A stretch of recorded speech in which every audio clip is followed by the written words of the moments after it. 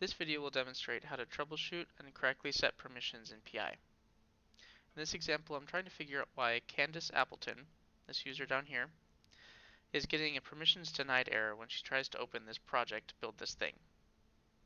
She's assigned to the project as a resource. Actually, she's assigned, if I go into the resources, as a project scheduler.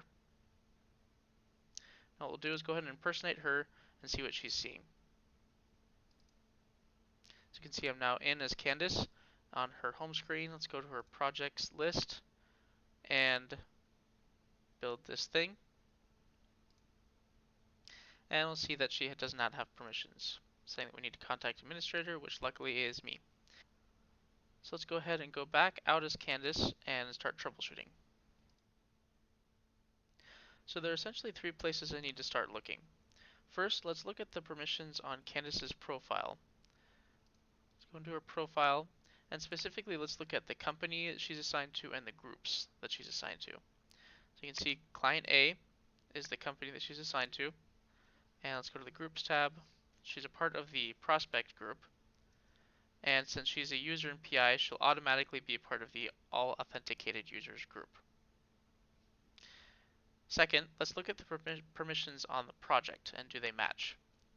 So if I go to the build this thing project, and let's go to edit item properties and permissions.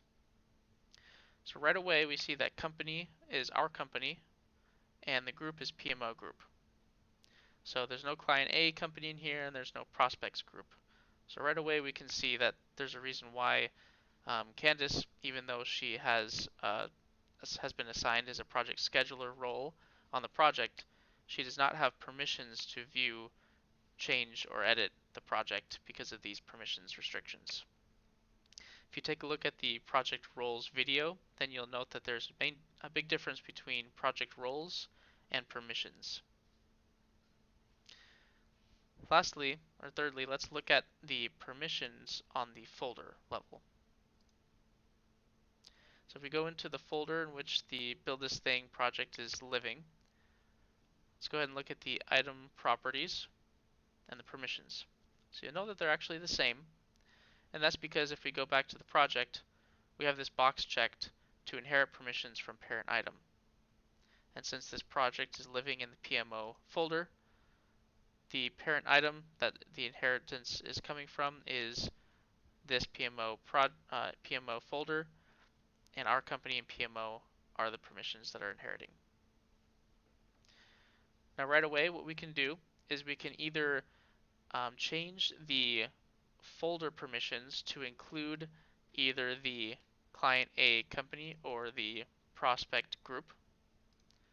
And when we do that, then all of the projects underneath the PMO folder will inherit those options if this box is checked. Or we can just do this on a project by project basis and just include either the client A company or the prospects group to this project. That might be better for this case because I want Candace to get access to this project, but I don't want her necessarily to see everything in the PMO folder. So let's go ahead and add, I'm going to choose group, and we're going to put her prospects group onto this project. I'll go ahead and hit save. Now let's go ahead and impersonate Candace again to see how that has improved her access. So now I'm in as Candace again on her home screen. Let's go to the project's home and get to build this thing. Now we're looking good. We have added Candace to have viewing permissions on this project, and now she can go ahead and execute her project roles as a scheduler and as a resource on this task. Project Insights permissions can sometimes involve some troubleshooting like this, but you'll always be able to find the answer if you look in those three places: the permission levels of the user's profile, the permissions on the project, do they match, and lastly the permissions on the folder. If you want to make it easier to resolve itself in the future, you can add that person's group or company to the whole folder, or you can do it on a project by project basis.